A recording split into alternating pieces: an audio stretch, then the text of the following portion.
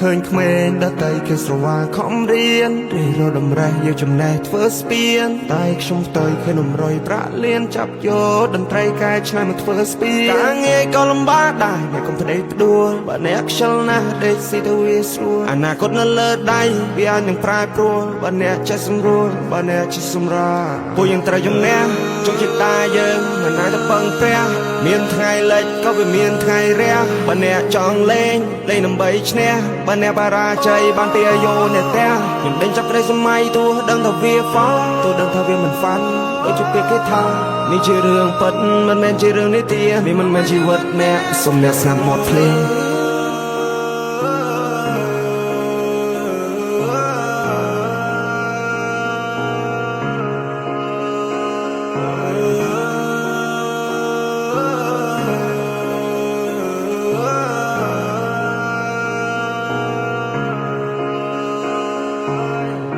ទីកន្លែងដែលมันធ្លាប់មកត្រូវផ្ដើមសារថ្មីក៏មិនຕົកសោកអោបមហិច្ឆតាតាំងពីផ្ទះមកសច្ចាខ្លួនអញបានដួលក្រោមចិត្តធំចេញក្រៅទាំងនៅមេឃក្តៅចង់ដើរផ្សងព្រេងក៏មកជីវិតបោកបៀមຕົកយ៉ាងណាក៏នៅតែទ្រាំព្រោះចិត្តចង់រកលុយតាំងពីក្មេងទឹកភ្នែកស្រកចោះអាណិតខ្លួនឯង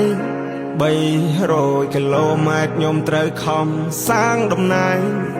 ដល់ដីថ្មីគ្មានអ្នកគេស្គាល់ត្រូវកសាងគេឈ្មោះចាំងឆៃលើលោកនេះមិនមែនលំបាកតែឯងលទ្ធផលនឹងតបស្នងស្ដាយស្ដាយបើសិនជាអ្នកខំប្រឹងឈរជើងឲ្យមានលំនឹង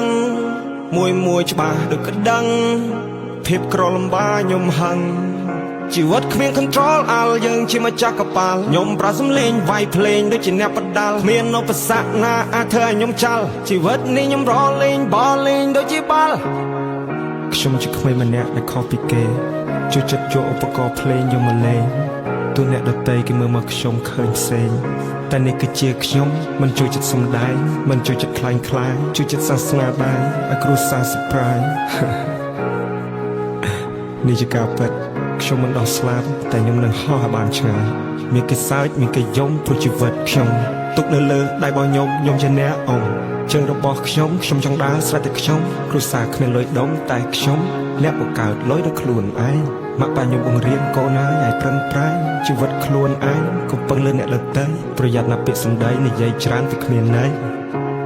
ខ្ញុំគឺជាក្មេងម្នាក់ដែលជួយចិត្តសម័យចង់គេស្គាល់ឈ្មោះទេពិសិដ្ឋតាមរយៈតន្ត្រីចង់ខ្លាចទៅជាកវីដែលមានសិទ្ធិសេរីភាពពេញលេញចង់ខ្លាចទៅជាមនុស្សដែលចងចាំមិនអាចដកចាញ់ No one supporting me and no one believing me I just want to say fuck you cause I need nobody I come here for fight មិនមែនមកប្តេជ្ញាផ្ដួលជីវិតនេះមានច្រើនដំណាក់កាលណាស់មិនមែនស្រួល This is the message for you all ចំណុចខ្សោយមិនត្រូវបានបង្ហាញមានតែភាពក្លាហានក៏មិនអាចទៅដល់ប្រើគោចំហខ្លួនឲ្យបានរឹងមាំប្រើចំណេះវិជ្ជារាងកាយធ្វើវាមួយតាដកដល់ឬអ្នកគិតថាខ្ញុំមិនអនាគតខ្ញុំជាអ្នកសម្រាប់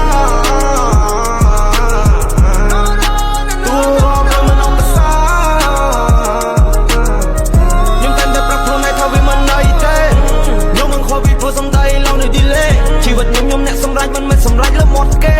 ហៅខ្ញុំមកក្មេងលេខ1ណាបត់ខ្ញុំមកទៅថប់ឃើញទេ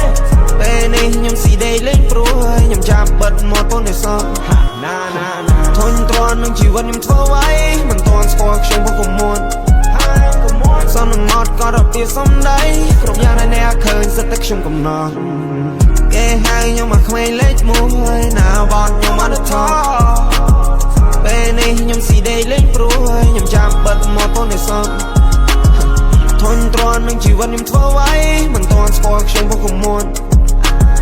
សនងត់ក៏រត់ពីសំដីគ្រប់យ៉ាងដែលអ្នកឃើញសិតតែខ្ញុំកំណត់